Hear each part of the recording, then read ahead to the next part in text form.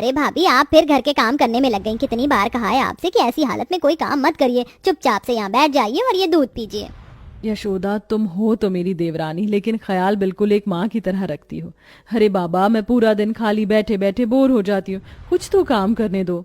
नहीं, मैंने कहा ना कि कोई काम नहीं करेंगी आप, बस आराम करेंगी। यशोदा अपनी गर्भवती जेठानी का ख्याल रखने के साथ साथ यशोदा अपनी जेठानी की पहले से ही दो बेटियां उमा और शालू का भी बड़ा ध्यान रखती थी। जैसे जैसे समय गुजरता है वैसे वैसे अनुराधा की डिलीवरी का समय करीब आ रहा होता है और आज अनुराधा को 8वां महीना लग जाता है। ये देखिए भाभी, आज मैंने आपके मनपसंद कढ़ी चावल बनाए हैं। अरे वाह, कढ़ी चावल! पता है कब से मेरा कढ़ी चावल खाने का मन कर रहा था। थैंक यू यशोदा, आज तो मैं जी भर कर कढ़ी चावल खाऊंगी। इतना कहकर अनुराधा जैसे ही कढ़ी चावल खाने लगती है कि तभी उसके पेट में अचानक दर्द होने लगता है। मेरा पेट! यशोदा, मेरे पेट में बहुत दर्द हो रहा है, लगता है मेरी डिलीवरी का टाइम आ चुका है। लेकिन भाभी, अभी तो आपका 8वां महीना है, इतनी जल्दी आपकी डिलीवरी का टाइम कैसे हो सकता है? आप घबराइए मत, हम जल्दी से आपको हॉस्पिटल लेकर चलते हैं। अनुराधा का पति वरुण जल्दी से गाड़ी निकालता है और सभी लोग अनुराधा को अस्पताल लेकर जाते हैं। देखिए, इनके पेट में बच्चा घूम चुका है, हमें जल्द से जल्द इनका ऑपरेशन करना होगा, लेकिन इस ऑपरेशन में माँ या बच्चों में से किसी एक की जान को खतरा हो सकता है। डॉक्टर साहब, मैं आपके सामने हाथ जोड़ता हूँ, मेरे बच्चे और मेरी पत्नी दोनों को बचा लीजिए। अस्पताल के सभी सीनियर्स डॉक्टर मिलकर अनुराधा का सी सेक्शन करते हैं। इस ऑपरेशन में अनुराधा अपनी तीसरी बेटी को जन्म देती है। अनुराधा की बेटी तो सही सलामत होती है, लेकिन अनुराधा की हालत अब धीरे धीरे खराब होने लगती है। डॉक्टर के लाख कोशिशों के बाद भी वो अनुराधा को नहीं बचा पाई। अरे, मेरी अनुराधा मुझे छोड़कर नहीं जा सकती। भगवान, तूने क्यों मेरी अनुराधा को मुझसे छीन लिया? मेरा न सही, कम से कम मेरी बेटियों का तो सोचता। इस नन्ही सी बच्ची का अब क्या होगा? कौन इसे माँ का प्यार देगा? रिश्ते में भले ही अनुराधा मेरी भाभी थी, लेकिन मैंने हमेशा उन्हें अपनी बड़ी बहन ही माना था। अब उनके जैसे प्यार तो मैं इन बच्चों को नहीं दे सकती, लेकिन मैं इन्हें कभी इनकी माँ की कमी महसूस नहीं होने दूंगी। अनुराधा के गुजर जाने के बाद अब यशोदा ही अनुराधा की तीसरी बेटी पिंकी को एक माँ का प्यार देने की पूरी कोशिश करती है। उसे नहलाना, उसे दूध पिलाना, खिलाना, सब कुछ यशोदा एक माँ की तरह ही करती है। साथ ही दोनों बड़ी बहनों का भी अनुराधा काफी अच्छे से ध्यान रखती है। लेकिन कहते हैं ना कि आपकी खुशियों को नजर लगते ज्यादा देर नहीं लगती। यशोदा की पड़ोसन अब दोनों बड़ी बहनों उमा और शालू को यशोदा के खिलाफ भड़काने लगती है। अरे उमा, शालू बेटा, अभी तो तुम दोनों नादान हो। शुरू शुरू में तुम्हारी चाची तो तुम्हें माँ का प्यार दे रही है, लेकिन देखना, यही चाची एक दिन तुम्हारी सौतेली चाची बनेगी और तुम दोनों और तुम्हारी छोटी बहन को नौकरानी बनाकर रख देगी। लेकिन आंटी, हमारी चाची तो हमसे बहुत प्यार करती है, रोज हमें स्कूल के लिए तैयार करती है, लंच बनाकर देती है, हमारा मनपसंद खाना भी बनाती है। अरे शालू बेटा, अभी तुम इस षड्यंत्र को समझने के लिए काफी छोटी हो। तुम्हारी चाची जिन हाथों से तुम्हारे बाल बनाती है ना, उन्हीं हाथों से एक दिन तुम्हारा गला घोटेगी। दोनों पड़ोसन शीतल, मेघा, उमा और शालू के दिमाग में उनकी चाची के खिलाफ जहर भरने में जरा भी कमी नहीं छोड़ती। दोनों ही बहनें काफी छोटी होती हैं, इसलिए वो बड़ी आसानी से उनकी बातों में आ जाती हैं और अब अपनी माँ जैसी चाची से नफरत करने लगती है। अरे उमा, शीतल, तुम दोनों ने कल की ये गंदी यूनिफॉर्म क्यों पहनी है? तुम्हारी दूसरी यूनिफॉर्म मैंने निकालकर प्रेस करके तुम्हारे बेड पर रखी थी। आपको हमारे लिए ये सब करने की कोई जरूरत नहीं है। आप हमारी माँ नहीं चाची हो, तो चाची बनकर रहो, हम अपना काम खुद कर सकते हैं। इतना कहकर उमा और शालू दोनों उस गंदी यूनिफॉर्म को पहनकर स्कूल के लिए निकल जाती हैं। उन दोनों का ऐसा बर्ताव देख यशोदा को काफी हैरानी होती है। ऐसे ही एक दिन, अरे वाह, आज नाश्ते में उपमा बना है। और सिर्फ उपमा ही नहीं, तुम दोनों की मनपसंद पनीर के पराठे भी बनाए हैं, ये लो। कितनी बार कहा है आपसे कि हमारे लिए ये सब करने की कोई जरूरत नहीं है आपको? क्यों हमारी माँ बनने की कोशिश कर रही हैं? शालू, ये क्या तमीज है अपनी चाची से बात करने की? अपने पिता की बात सुन शालू उमा टेबल पर रखा सारा नाश्ता फेंक कर चली जाती है। यशोदा ये सब समझ नहीं पा रही थी कि क्यों उमा शालू उसके साथ ऐसा व्यवहार कर रही हैं। भले ही दोनों बड़ी बहनें पड़ोसियों के बहकावे में आकर अपनी चाची के साथ इतना बुरा सलूक कर रही थी, लेकिन वहीं सबसे छोटी बहन पिंकी अपनी चाची को ही अपनी मां मानती है। धीरे धीरे समय गुजरता है और अब जहां गोद में खेलने वाली पिंकी 7 साल की हो जाती है, वहीं दोनों बहनें भी 16-18 साल की हो जाती हैं। ये दोनों लड़कियां भी ना रूम को कितना गंदा करती हैं, एक चीज भी अपनी जगह पर नहीं है। यशोदा जल्दी से उमा और शालू का बिखरा हुआ सारा कमरा साफ करके वहां से चली जाती है। जैसे ही दोनों बहनें इंस्टीट्यूट से वापस घर आती हैं तो देखती हैं कि उनका कमरा बिल्कुल साफ है, जिसे देख उमा चिल्लाते हुए अपनी चाची को बुलाती है।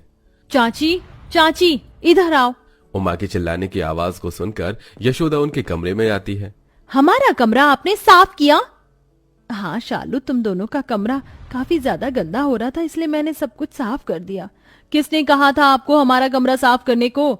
ये ममता का दिखावा हमारे सामने करने की कोई जरूरत नहीं है। शालू उमा की चिल्लाने की आवाज सुन पिंकी भी उनके कमरे में आ जाती है। दीदी, आप माँ पर क्यों चिल्ला रही हो? मम्मी पर ऐसे चिल्लाना नहीं चाहिए। पिंकी, ये हमारी माँ नहीं चाची है, इन्हें चाची रहने दो, अपनी माँ मत बनाओ। इतना कहकर उमा और शालू वहां से चली जाती हैं। आखिरकार मेरा कसूर क्या है? उमा, शालू क्यों मेरे साथ ऐसा बर्ताव करती हैं?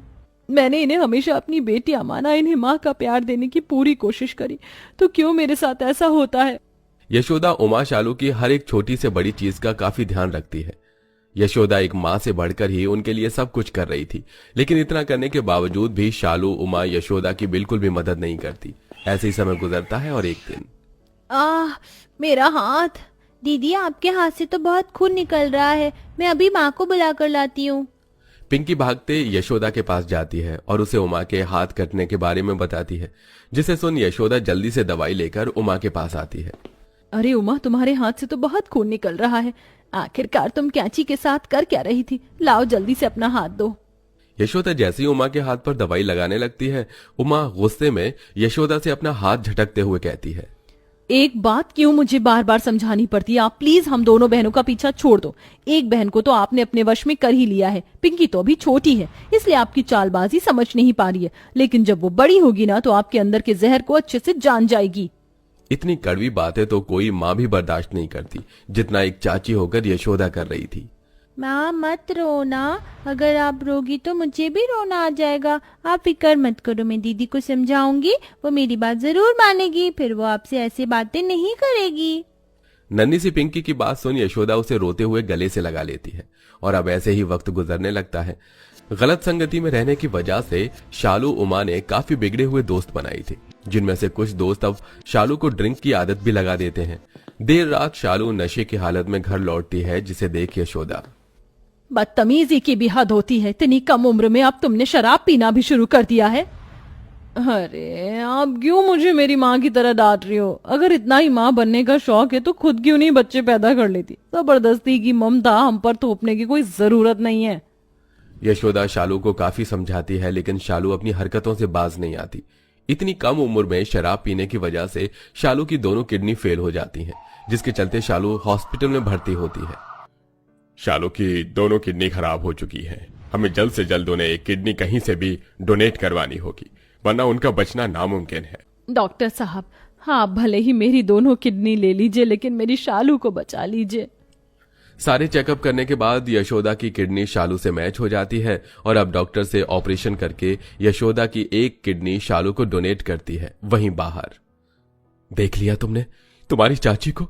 तुम्हारी माँ के गुजर जाने के बाद तुम्हारी चाची ने कसम खाई थी कि ये कभी भी माँ नहीं बनेगी और तुम तीनों को ही अपनी बेटी बनाकर एक माँ का प्यार देगी। तुम्हारी चाची ने इतनी बड़ी कुर्बानी दी, लेकिन तुम लोगों ने क्या किया? अपने पिता के मुंह से इतनी बड़ी बात सुन उमा के पैरों तले जमीन खिसक जाती है। वहीं शालू का ऑपरेशन भी सक्सेसफुल होता है, जिसके बाद अब उमा शालू को सारी बात बताती है। दोनों ही बहनों को अपनी गलती का एहसास होता है और यशोदा से वो माफी मांगती है। चाची, हमें माफ कर दीजिए, हम नहीं जानते थे कि आपने हमारे लिए इतनी बड़ी कुर्बानी दी है। आप हमें माँ का प्यार देती रही और हम आपके साथ सौतेलापन करते रहे। हम तो आपकी माफी के लायक भी नहीं है।